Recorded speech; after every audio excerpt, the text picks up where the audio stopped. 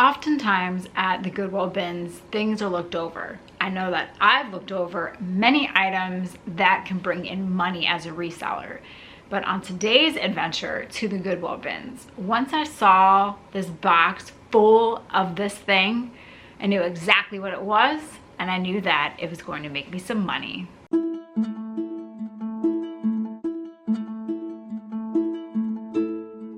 Well, here we are at the Goodwill bins, or what I like to call the deep blue plastic sea, where you can find everything and everything from clothes to toys to books, sometimes even food.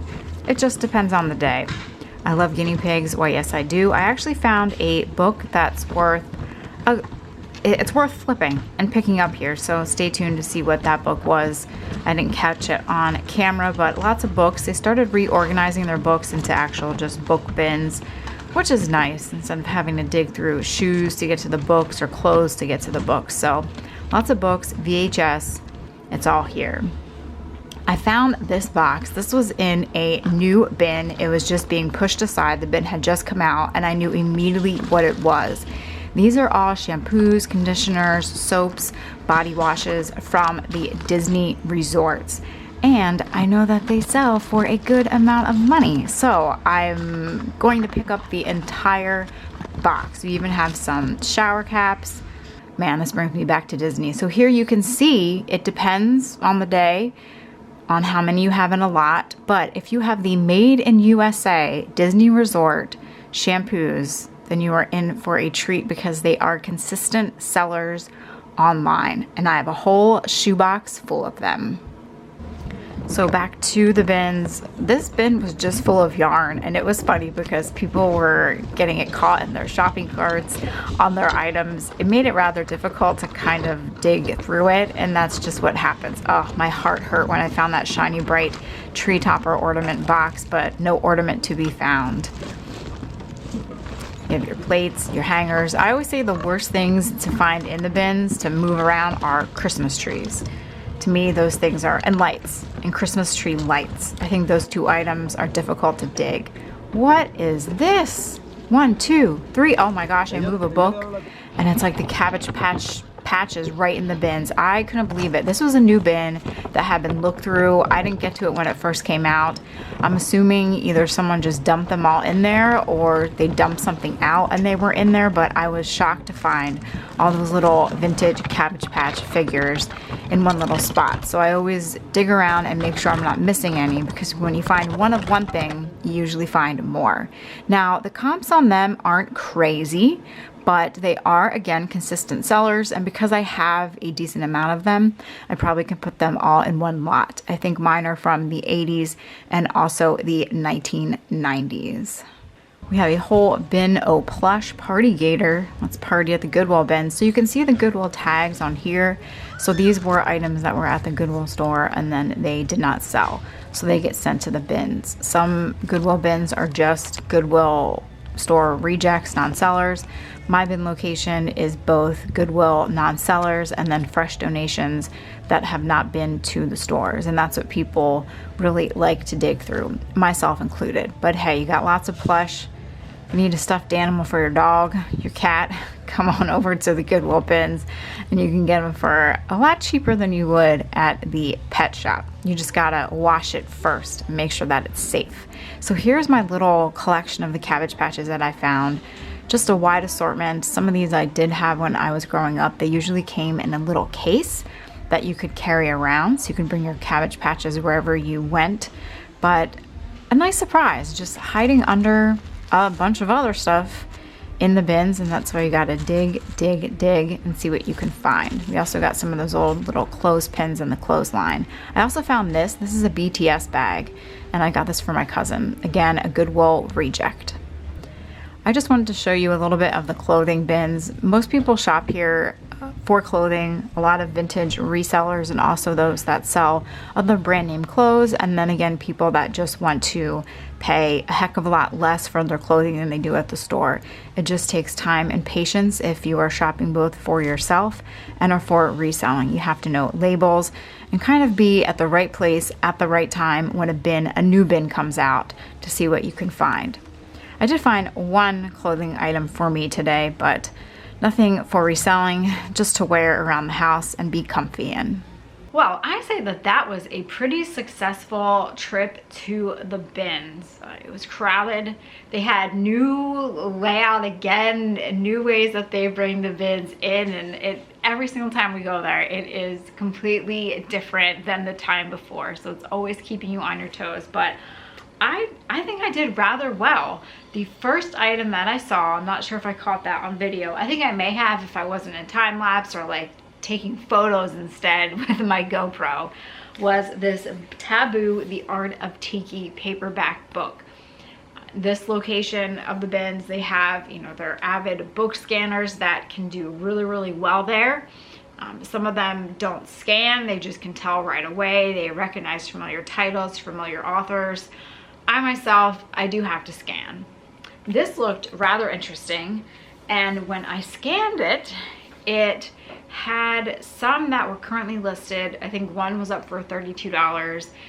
Two have no pictures. So as a buyer on eBay myself, if a listing has no pictures, I'm not even going to bother looking at it.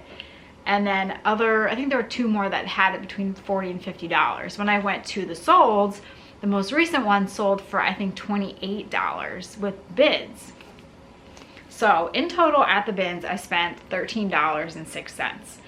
So as long as this book sells for $20 to $25, then I've made my money back, plus we're already in profit. It's a really nice book. It's actually in pretty good condition for being at the bins. And it's all about tiki art and the history of selling tiki items or tiki art items. This was previously not at Goodwill because it does not have a Goodwill sticker. My Goodwill bins are a mixture of new donations that have not been to the Goodwill stores, and then items that were not sold at Goodwill, so they're dropped off at the Goodwill bins. I also found this United States Postal Service sweatshirt. I'm going to use this as one of my, work from home comfy sweatshirts. And this is what I probably paid $1 for this, if that, but it just needs to be washed up. I thought it'd be funny if I wore it when I go to my mailbox. I'm sure my regular post office guy will be like, oh, you work here now? We got that. Then the item that was the whole box, it was in a brand new bin that was bought out. People were just pushing it aside, was this. Renee, it's soap. It's Disney Resort shampoo. Oh man, it's like I'm back there. Shampoo, conditioner, body wash, and bath soap. What the heck are you? Why? Oh, you look this up on eBay, and guess what, my friends? And it's not like there's just one or two. I have a whole shoebox full. We even have the bath soap, the facial soap. Oh, I thought I took these out. These are some other, this is anti-aging for your hair, Julian Farrell. I thought I emptied all these out. I guess I didn't. Oh well, now I have some shampoo for myself. Doesn't smell bad. So yes, I was so excited when I saw these because at least I know at the Pop Century Resort and some of the other Disney resorts, they do not offer these anymore in the rooms. Your conditioner, your body wash, and your shampoo are all in these contraptions that are fixed to the wall in your shower. Now, I don't even think, the last time I was there, which was last summer, they don't even give facial soap. I think they give you a bar for hand soap and that's it. So people love these. This is like one thing, it's a souvenir of Disney, but it's something that you got in your room and that you would take home with you, or you would just put it in your luggage each day and get new ones. Since Disney does not do that anymore, people still want this. Now you can buy the full tubes at the stores at Disney, and I think the full tubes are anywhere between $40 to $50. But obviously these people, they went there a lot, and this sea marine one, revitalizing conditioner, smells good.